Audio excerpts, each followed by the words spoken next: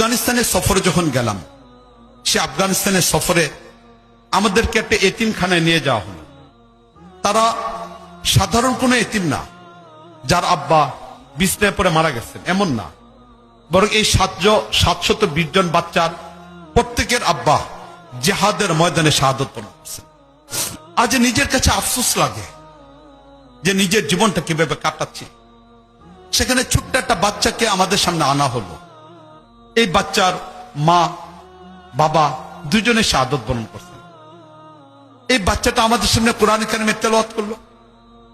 তেলাওয়াতের পরে তখন এই বাচ্চার বাবা মা শাহাদতের ঘটনাটা আমাদের সামনে তুলে ধরলেন।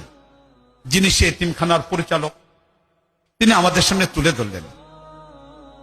তিনি বললেন এই কথা, আমরা যে জায়গায় এতিমখানায় গিয়েছিলাম এটা কাবুল থেকে 300 কিলোমিটার দূরে খুস্ট একটা প্রদেশ, এবং আফগানিস্তানের জিহাদে সবচেয়ে বেশি পরিমাণ শাহাদত বরণ করছে এই প্রদেশের মানুষগুলো। 1,25,000 মানুষ এই অঞ্চলে শাহাদত বরণ করছে। বললো যে এই বাচ্চাটার পরিবারটা যে গ্রামে থাকতো, এই গ্রামের পাশেই একটা শহর ছিল। এই শহরে আমেরিকার বড় একটা ঘাঁটি তৈরি করছিল।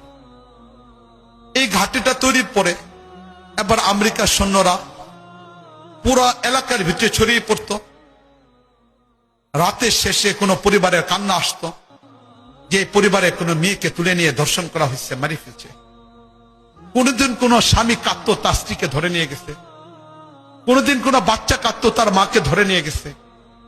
কোনদিন কোনো ভাই কাঁদতেন, তার বোনকে ধরে নিয়ে গেছে।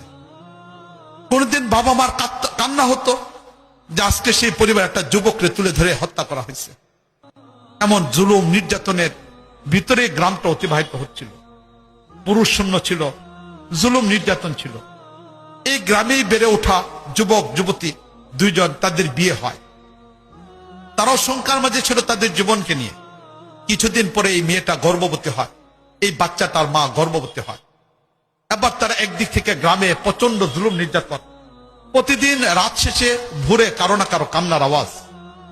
এই অবস্থার ভিতরে স্বামী স্ত্রী দুইজন চিন্তা করা আরম্ভ করলেন যে আজকে যদি আমরা শুধু দুইজনেই হতাম তাহলে হয়তো নতুন কোনো পদক্ষেপ গ্রহণ করা যেত, কিন্তু আমাদের কাছে তো মালিকের দয়া আমানত চলে আসছে, বাচ্চা চলে আসছে, এখন কি করব? স্বামী স্ত্রী সিদ্ধান্ত নিলেন বাচ্চাটা প্রসব হোক। এইভাবে স্বামী স্ত্রী আস্তে আস্তে প্রস্তুত নেওয়া আরম্ভ করলেন। দেখতে দেখতে বাচ্চাটা প্রসব হলো। প্রথম দিন মা প্রসব ব্যথা, স্বাভাবিক নাড়াচাড়া করতে পারেন না। দ্বিতীয় দিন একটু স্বাভাবিক হলেন, তৃতীয় দিন চলার মতো উপযুক্ত হলেন। এই অবস্থার ভিতরে বাবা মা সিদ্ধান্ত নিলেন যে আজকে রাত্রটাই চরম পর্যায়ে সিদ্ধান্ত নিতে হবে। হিসেবে বাচ্চার জন্য নতুন কাপড় নিয়ে আসলেন, বাচ্চাটাকে গোসল দিলেন।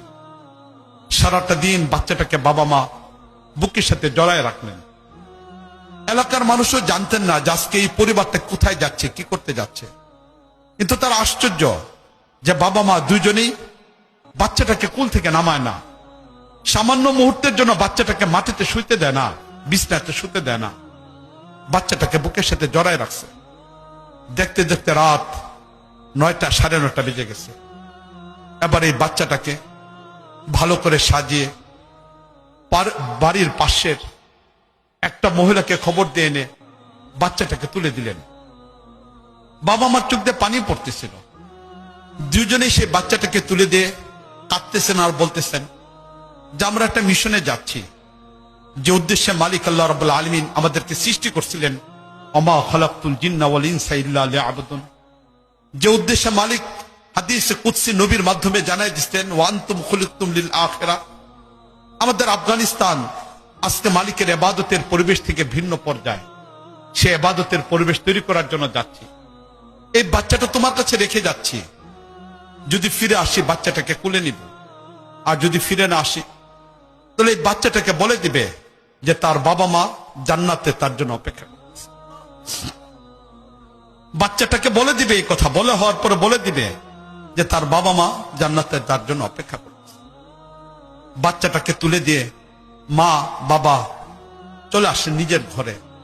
মা নিজের বুরকার নিচে বোমা ফিট করলেন। আত্মঘাতী আক্রমণের জন্য, ফিদাই আক্রমণের জন্য তৈরি হলেন। বাবা মুজাহিদদের সাথে যোগাযোগ করলেন দেখতে দেখতে মা হাঁটি হাঁটি পা পা করে আমেরিকার সেই ক্যান্টনমেন্টের দরজার সামনে গিয়ে দাঁড়ায়। আফগানিস্তান এবং আমেরিকার 19 জন সৈন্য তাকে ঘেরাও দিয়ে ফেলল। তিনি আস্তে আস্তে কৌশলে একদম দরজা পর্যন্ত গেলেন, প্রাচীর শক্ত গেট, এটা সামনে গিয়ে দাঁড়ালেন।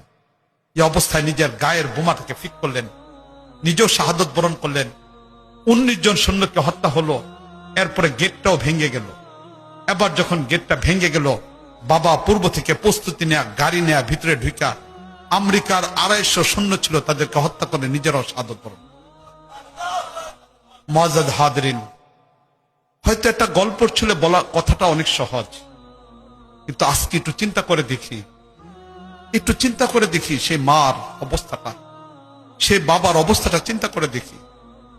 হৃদয়ের মধ্যে যখন এই কথাগুলোকে চলে আসে, নিজেকে স্বাভাবিক রাখা যায় না, নিজেকে অস্থির হইতে হয় যে আজকে আমার বাংলাদেশে আমি কি করতে পারলাম, আমরা আজকে কোথায় জীবন কাটাচ্ছি, কিসের জিন্দেগি, আজকে আমরা আমাদের মালিকের জন্য কি করতে পারলাম, মালিকের ইবাদতের জন্য কি করতে পারলাম।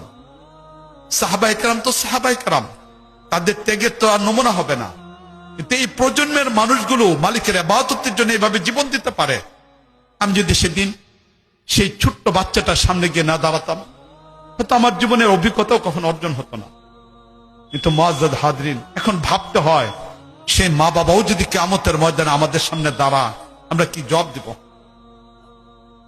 এই জন্য আমাদের ভাবা দরকার, আমাদের জীবনটা পরিবর্তনের সিদ্ধান্ত নেওয়া দরকার।